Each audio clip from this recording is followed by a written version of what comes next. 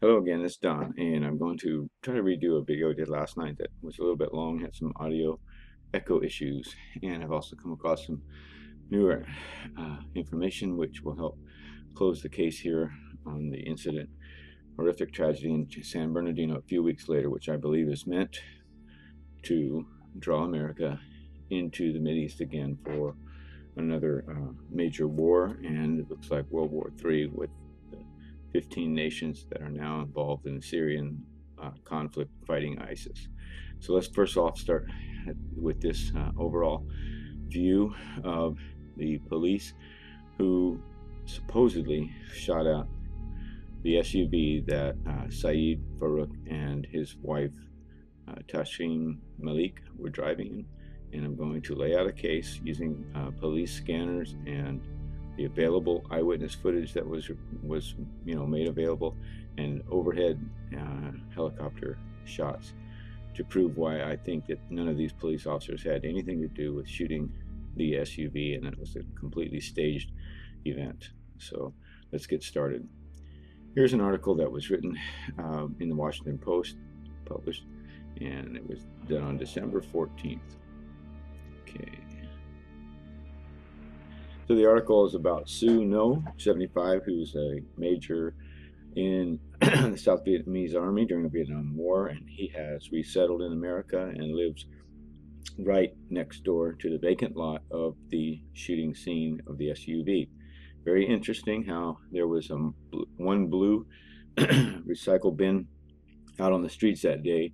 Just so happened, of all of the neighborhood there that I searched from all the footage, the one place was a vacant lot exactly where the SUV ended up being shot out. Looks to me like a marker. Let's move on here. I'm going to talk about how here and here two and here one and one there. He said he came up with 16 total. He's talking about bullet holes in his fence and in his house. Okay, this is his house right here. Suno. Okay, you can read the article in the post there. Again, this is the place where the SUV ended up, and the blue bin that was out was much like these over here, not parked in front of their driveways on the curb, but right in the middle of the street. Okay, so after the shooting, 3 people were seen in tactical gear leaving the scene, and apparently they had somehow or another made it home, and they were doing a drive by their apartment. Police picked them up and started following them. So they'd been searching for this black SUV for hours. Multiple officers, led by one from the Redlands Police Department, pursued the SUV on Interstate 10 freeway going back west to the city of San Bernardino. And then the SUV with Farouk driving exited the freeway at Tippecanoe Street going north. Tippecanoe is the last prior exit to the Waterman Avenue, which is where the Inland Center is located, and it was blocked off by police. The SUV reached San Bernardino Avenue and turned back east, made a right turn. Okay, so let's go back to the Megyn Kelly interview and play this. I'm going to show in this clip that there's one gunshot being seen. This is at a paint warehouse on San Bernardino Avenue, which is due west of where the couple ended up with their SUV. It's a recording of one gunshot, and it, pretends that there was a muzzle flash, and you could see them firing out the back of the window, which gave police the authority to take them out because they committed this act of violence.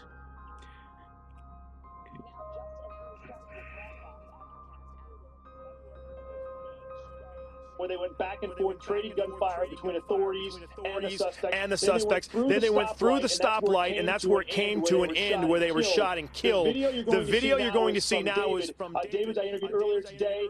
He was in the location, basically right where the second shootout happened. So 3 locations, about 100 yards apart between the 2 or between the 3.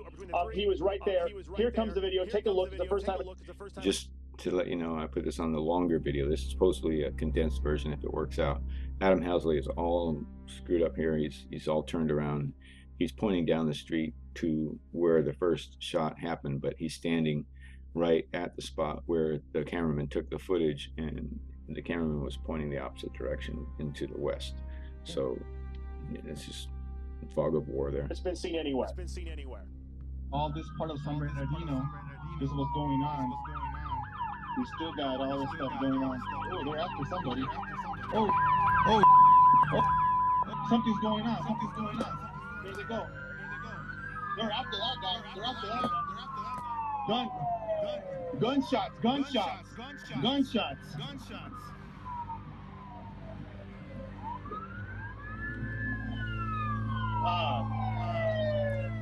Okay, if you notice there was a progression that doesn't fit, and that is you have to watch it a couple of times to see it for yourself.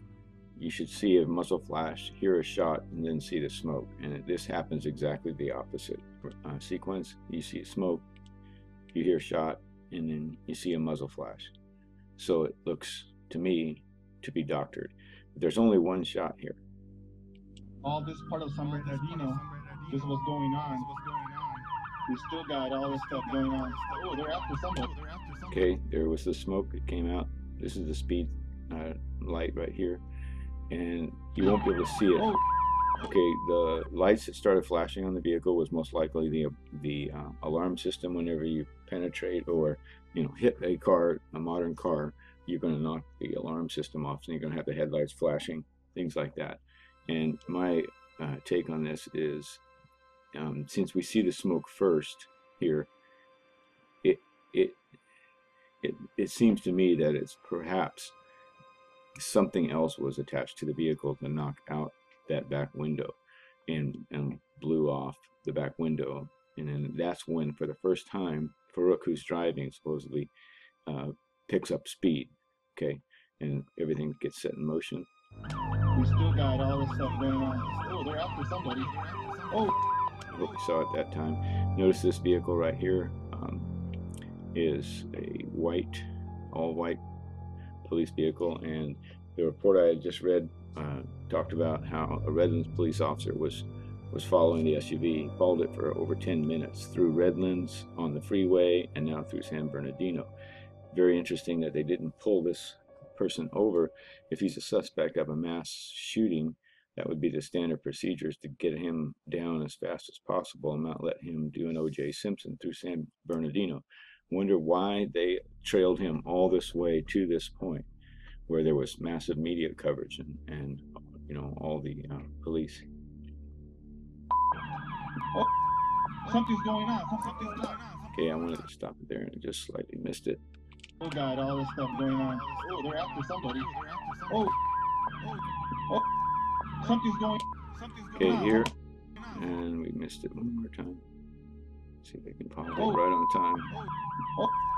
Something's going on. Okay, all the windows are intact.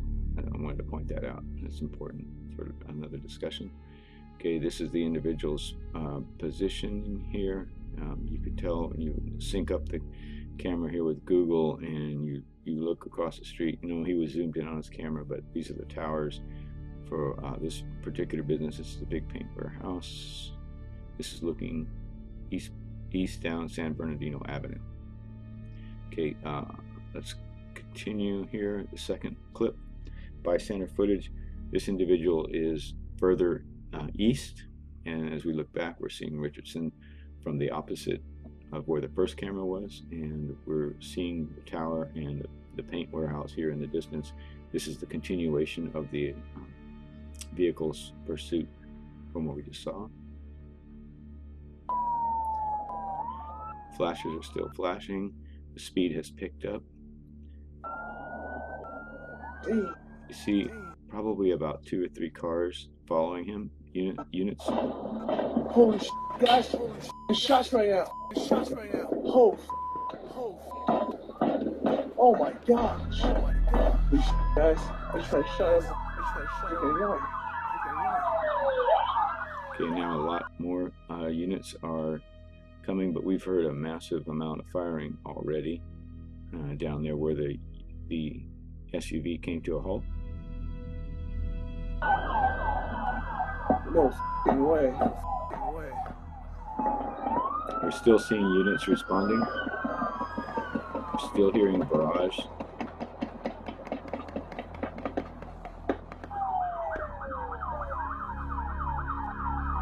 More units. Okay, and then this is the critical moment here. The cameraman does something very, very powerful right here. He zooms into the scene. Okay, I want you to take note of this vehicle because it's a marker. It's a sedan that was parked in the street. I got somehow involved in the midst of this staged setting, and right behind it to some distance is the SUV being shot up. Okay, notice where the police vehicles had stopped right here. This is that all white police vehicle. The doors are open, but there are occupants still inside. How do I know? Because the doors then close. You can see an arm right here. Both vehicle doors close. Cops heard that barrage. They didn't want to get out in the middle of that. We see one more unit here. There's another unit off to the right. This vehicle slowly works its way around. So my question is, these are the only police arriving to the scene, okay? Who's doing the firing? Who's doing the barrage, okay? Who knew that this couple was going to stop right there at that fence with the blue bin receptacle, and this is the SUV behind the car? I'll show you why I know that's the car.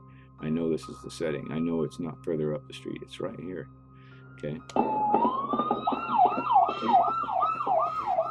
This car is moving around off to the left there. And then we see another shot later. All the other vehicles have arrived. They're all piled in.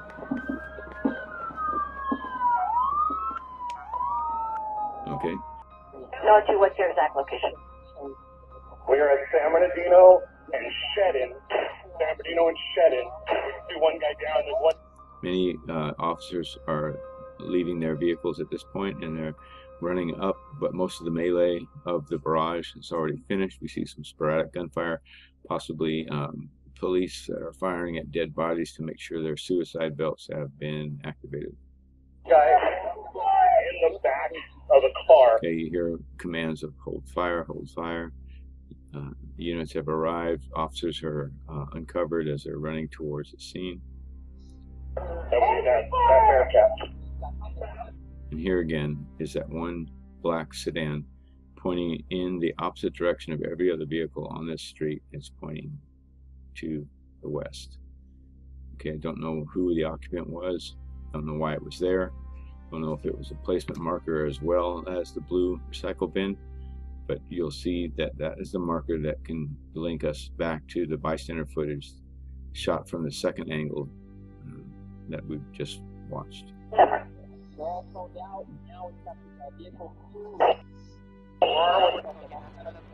Copy, Bearcats on the way. So now let's go one more time. This is that location where the individual was taking his footage. He's staring right up this way, in this direction here, towards the final halting position for the SUV. And if you want to match the footage yourself, go back. You will see, do a slow-mo. You'll see this house with these trees behind it. But this is definitely the cameraman's location. This house right here, and it is, as you can see up here, 1695. I think it's 1694 on that side of the street. It's even numbers. Okay, so let's go move on. I want you to take note of this as I lead into my full case here. This audio is the police scan synced up audio to live aerial footage, and you'll note that the police, over the police scanner, a command is given to block Waterman intersection. Don't let, and then later hold that intersection. Don't let anybody come through that intersection. Waterman and San Bernardino is out east. Okay, it's the next main intersection beyond the SUV. So they were holding all traffic back, all traffic. Even police units were not allowed down that street, and I'll prove that with the footage that I have here from that angle as well, from helicopters. While the helicopters had been called off to follow other things that were happening at that time, and we'll talk about that here in a minute. Let's listen to this police scan.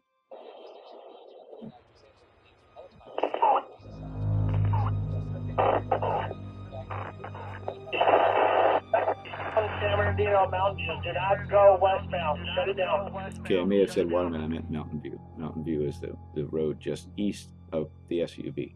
What we're seeing right here is a distracting incident that happened.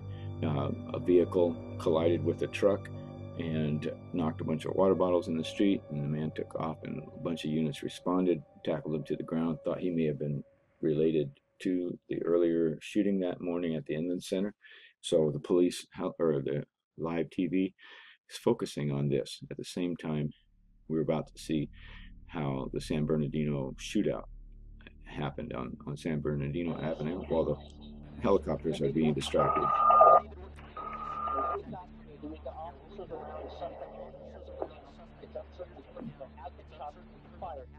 Hold that intersection, guys. Hold that intersection. Okay, he's still talking about that intersection, guys. That's Mountain View and San Bernardino. Okay, let's follow this. This is the distracting incident, and there was a report that was put out about a suspect running in the alleyway on Gould Street. Okay, Gould Street is significantly further away from the whole area. This is where the staging is set up. This is where the camera people were. This is where the actual vacant lot is, where the SUV ended up. Gould Street is significantly further south. Okay, and here we go. And apparently there was something going on in an alleyway here, and they wanted to let people know, so that helicopter took off and was being distracted from what was being put together, staged in this area right here. What's the 20? What's the 20? They're saying southbound set in. They're saying southbound set in. Sorry. Sorry. Sidle park. Sidle park. Okay, we'll skip ahead a little bit here. 22. Okay. 236. 236. 236. Multiple shots fired. East San Bernardino, multiple shots fired. Okay, here's the helicopter moving off into Gould Street, and they just started the shootout of the SUV back on East San Bernardino. Interesting. Eastbound San Bernardino, multiple shots fired. 25. Multiple shots fired. 25. Copy 1795 East San Bernardino Avenue. 1795 East San Bernardino Avenue. Okay, so the helicopter's looking in We need medical aid. a complete different zone of the We're city. getting them started. We're getting them started. The helicopter's going to reroute himself and come back. Last unit. Last unit.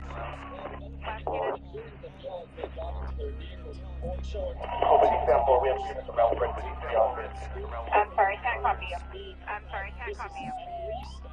Okay, Copy Sam 4. We have 4 units around. Copy. Copy.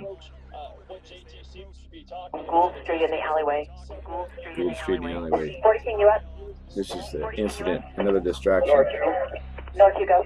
drawing all the attention right now. 40 King up on that. Away from where they're 40 King on this street. staging. 40 King on this 49 street. am.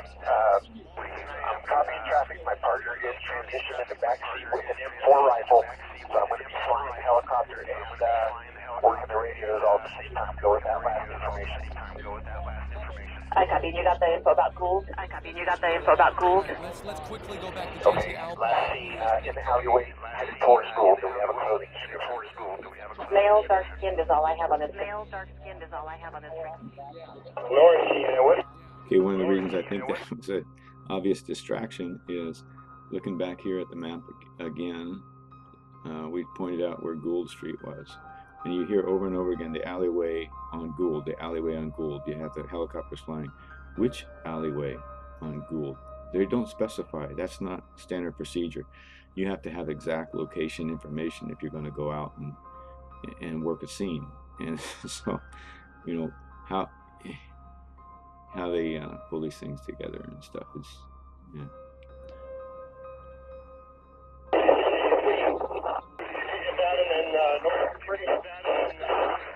Okay. Okay, across the radio, while you're watching this distraction down to Gould Street, you're hearing the shooting, the barrage on East San Bernardino Avenue, where the SUV is being fired upon by agents, not cops. North,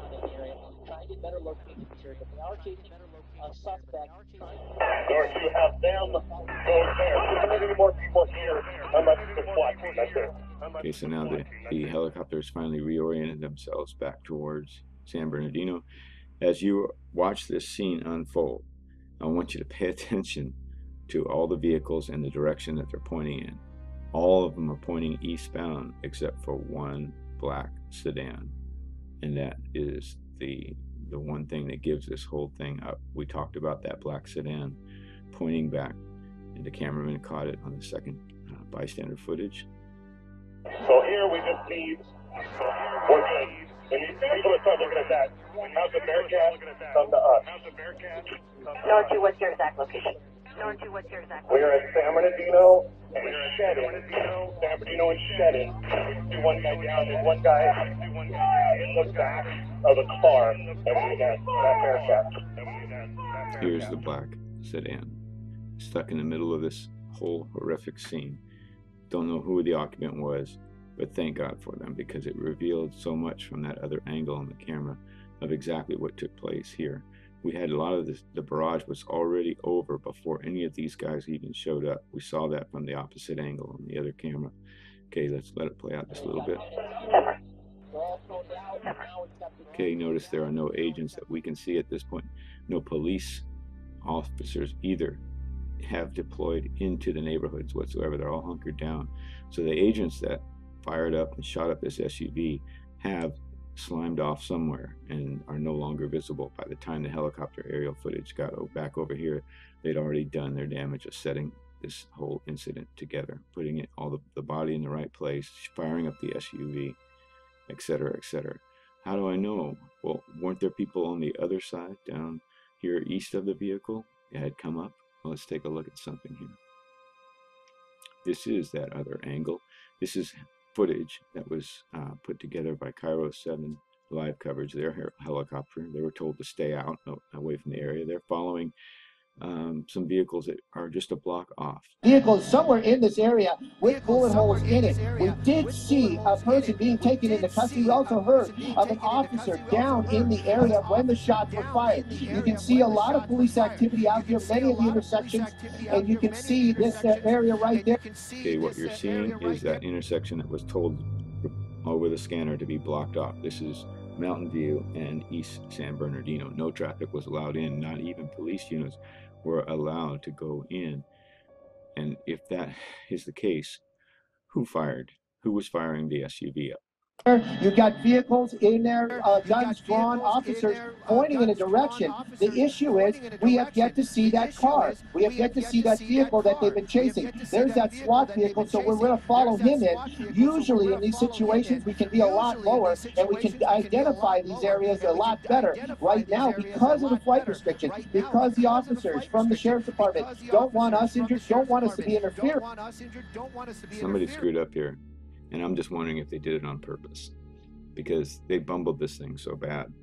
The footage that you're seeing, that there was, they did not coordinate well if they planned this false flag event to fool us into war. I'm wondering if they didn't have another agenda to cause us to actually believe the false flag events in mass, and so that we all distrust our leadership. And the structures that we're used to leaning upon are starting to crumble, and the choice that comes next is to either resist and fight, or to accept perhaps a new world order, global order. In their investigation, and right now there might be the apprehension of a suspect. Right now they're basically keeping us at a distance.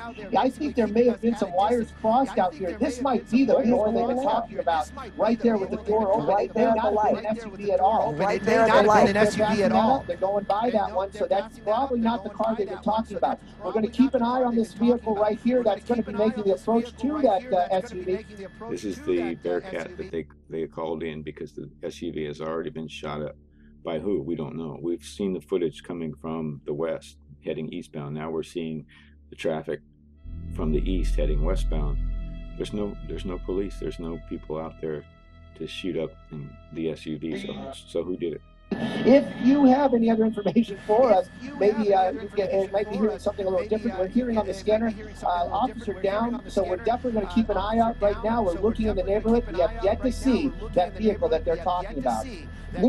Okay, here's our black sedan once more. The white, all white was right here. Police vehicle, the sedan facing the opposite direction.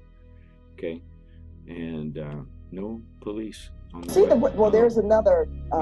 We saw so many vehicles. Are they all in this area, Stu? I have it behind a tree. I'm sorry, this is such a fluid situation right now. I'm working with our pilot. We can't make... Okay, these are police officers who have finally deployed from behind that SUV they were crouched behind.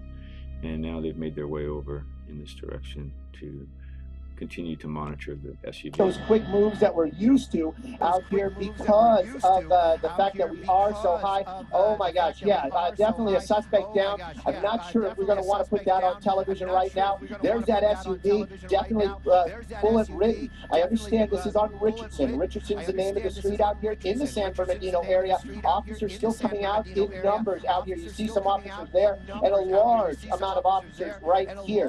Officers still coming out, as in they were hiding the whole time. They weren't out firing on the vehicle. So who was firing on the vehicle? Now, this obviously related to that shooting earlier this afternoon where 14 people lost their lives. So you can see that vehicle right now heavily riddled with bullets.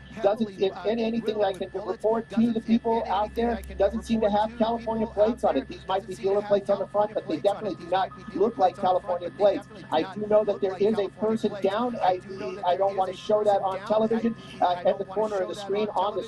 Okay, they're just encircled there.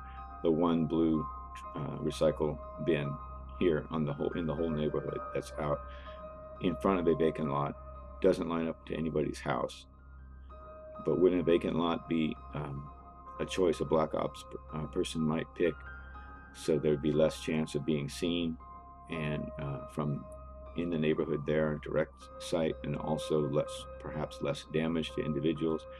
Because the purpose of this event is to draw us into war. And if you don't believe me, just keep watching the news every day. Today on Fox, they put out a video suggesting that we need at least 10,000 troops now back into Iraq. I would not say that that's an officer, because they would be definitely be taking that, doing their best to get that person to safety. And more officers are starting to be deployed now into the scene. They haven't been to this point. Would guess that that's going to be a suspect. Right now, you can see officers working their way down this one street. We did hear the helicopter talking earlier on. Had a suspect running southbound. This direction right. Okay, so you've seen the video. Who was doing the firing? Okay, it doesn't make sense at all. But let's go to a couple more interviews. This individual I'm about to show you lives at 1854. Let's go in a little bit. Okay, 1854 San Bernardino is right here. He talks about the action that happened around his house and how his house and vehicle were shot up, and his neighbors as well. Okay, here's the position of the vacant lot. This is where the SUV was. Apparently, Farouk made his way across the street and was shot down. Perhaps he was spraying bullets in this direction. We don't know, but there's more to the story there. And we know that all the other officers weren't even on scene when we could hear the barrage happening. They were just pulling up behind that black little sedan in the car, right from the footage that we saw. There was no activity coming from this direction because the police had Mountain View and San Bernardino blocked off and no units were allowed down the street. Okay, so let's take a look at the MSNBC interview with this individual, David.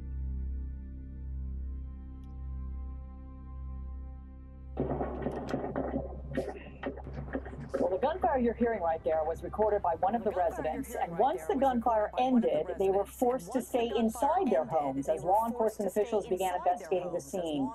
Joining me now, exclusively here on Weekends with Alex Witt, is David Alvarado, who lives on that block.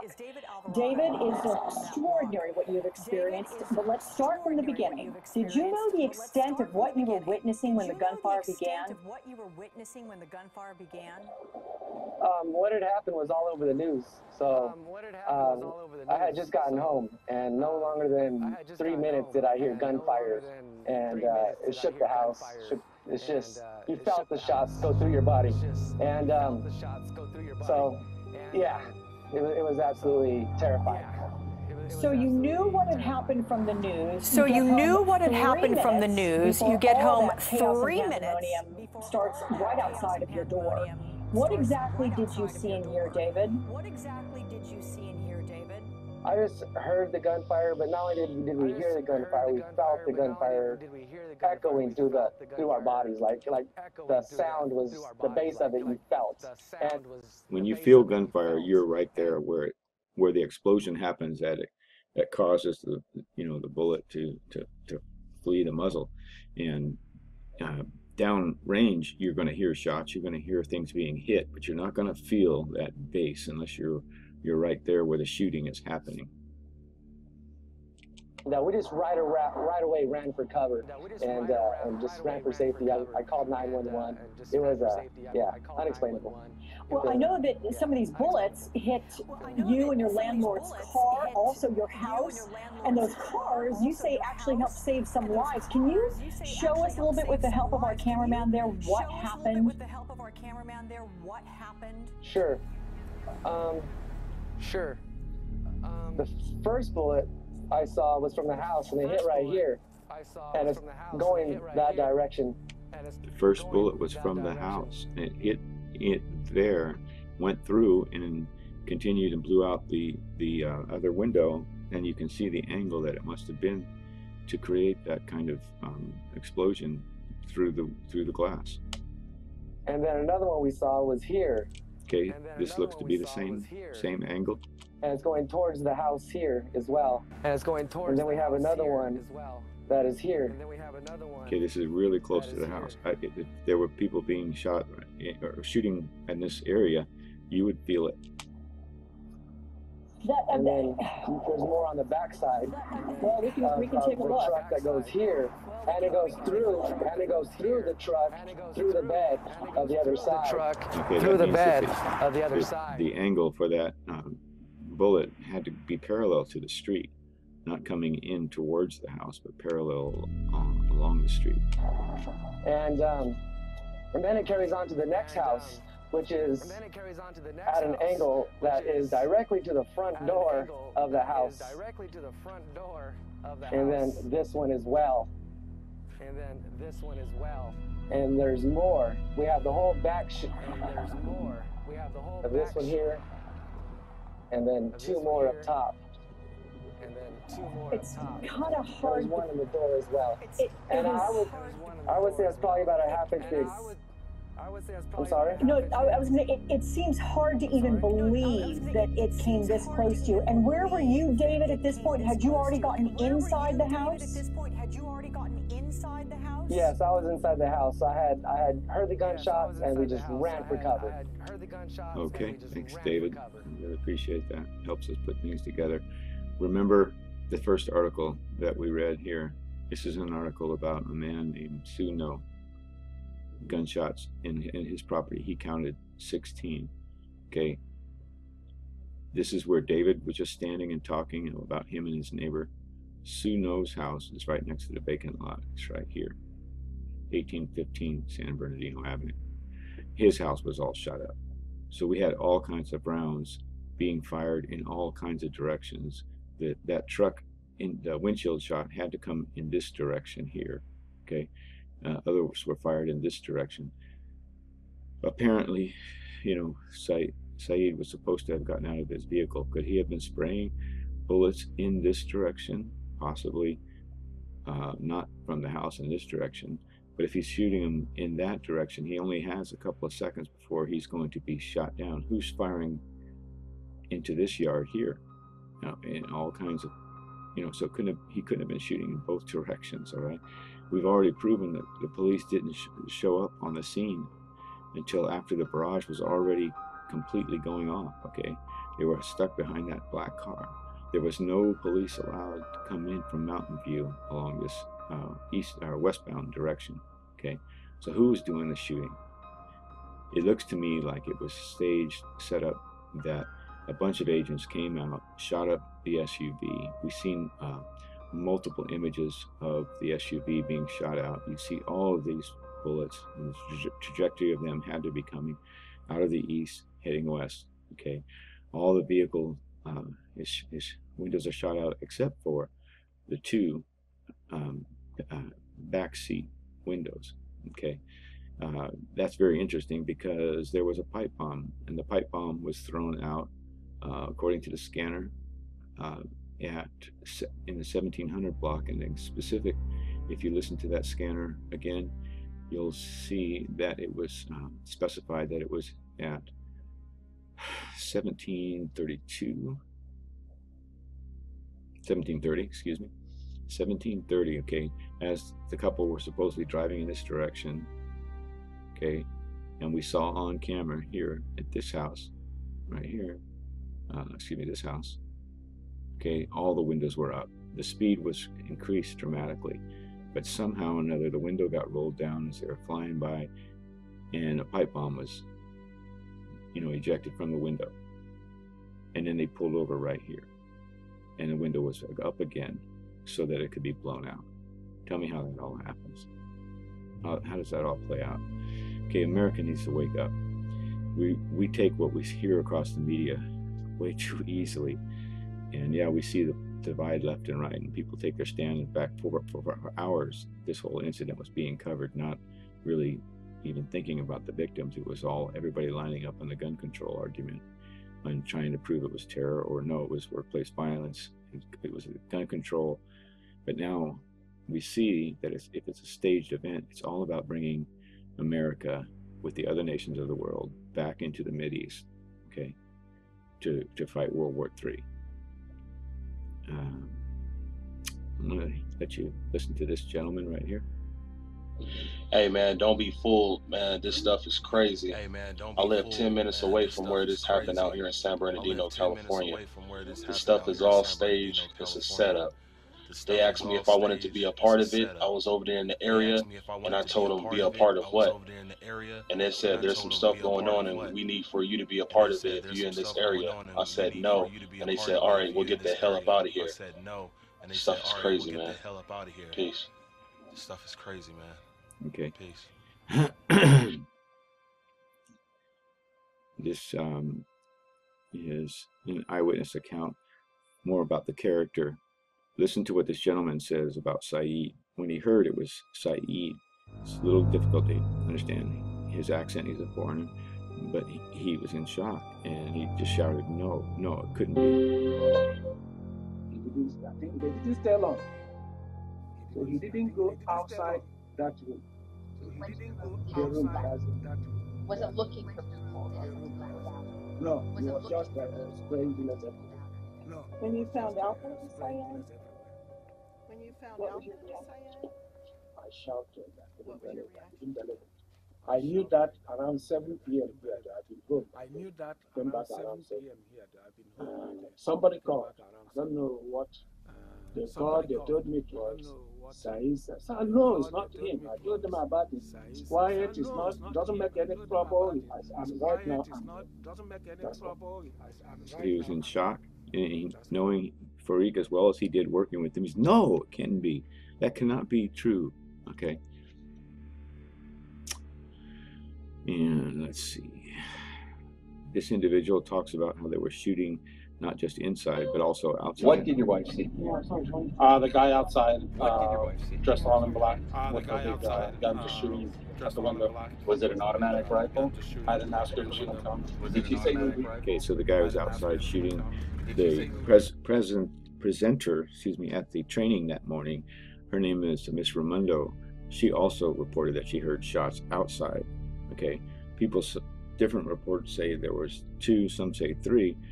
a lot say 3, by the way, all tall, all muscular, okay, white, and you know, things just have never added up on, and I think on purpose, on this event. It was very poorly staged, and I think the reason is they want us to distrust the government now. They want to bring us into a global government.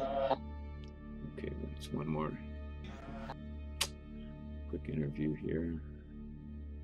Okay, so if this really want us to believe, they would let us talk. They'd let us talk to the eyewitnesses, people inside. They're not letting us even talk to people who were listening or who were part of the shootout in the Inland Center. They're very screened on everything. Here's an example.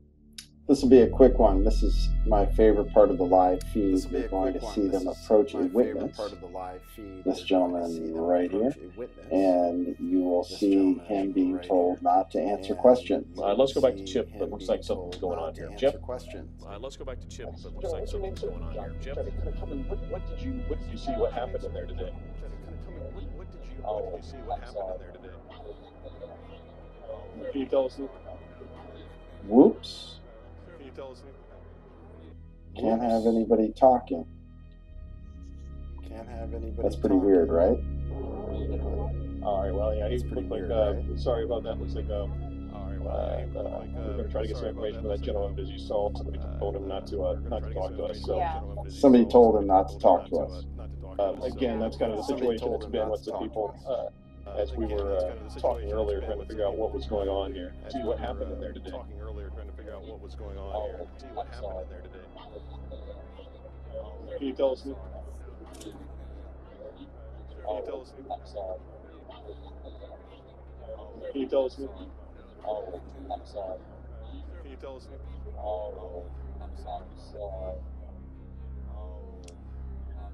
Yes. So wrapping it up here. A lot of info. We've discussed all kinds of different things, but to me this is the most damning, especially the Fox News footage of the black sedan, where it showed the zooming in of let's skip that a little bit. The scene that shows the marker of the sedan there in the street, and we see that there are no cops out firing at that while that barrage. We hear that barrage, so somebody really seemed to have messed up. There was gunshots. There was shoot. Oh, you better get down, bro. There was gunshots. There was shoot. Oh, you better get down, bro. Let's get out of here. Excuse me. Let's get out of here. Okay, it wasn't the Fox. It was the other clip, the second bystander.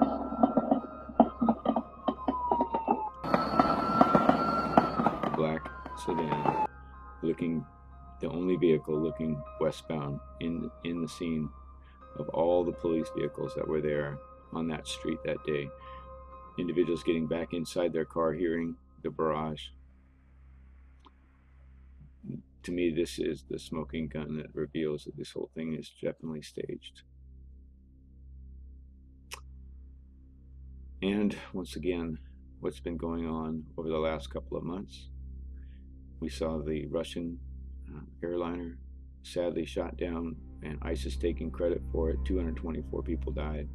And now we see that Russia has become all in towards the Mideast in Syria, actually running the war on ISIS. We see France here had the horrific Paris terrorist event. 2 weeks later, all of NATO now has bolstered all of their resurgent efforts into the Mideast, okay, to attack and destroy ISIS. 2 weeks after France, we see this event in San Bernardino. The polls now in America have shifted dramatically. More Americans now, or most Americans, support sending troops, maybe as much as 10,000 troops, back into Iraq because of this event. What's the other world power that hasn't been involved yet directly from a false flag event? Was China. But the day before Christmas, China went on high alert and notified all of its embassies of a major threat. So their attention has been brought back towards the Mideast for World War III. There are globalist with an agenda, the global elite, and I believe they're trying to profit off of war and take control with the global governance. What we're seeing right now is the gathering clouds before the storm. I believe 2015 has been the calm before the storm, but we see the storm clouds gathering. In 2016 could be dramatically ramped up from what we're having come at us yet here today. Okay, this is Don. Thanks for hanging in there. Just a little bit more condensed than the last video, and I hope it all adds up for you as well.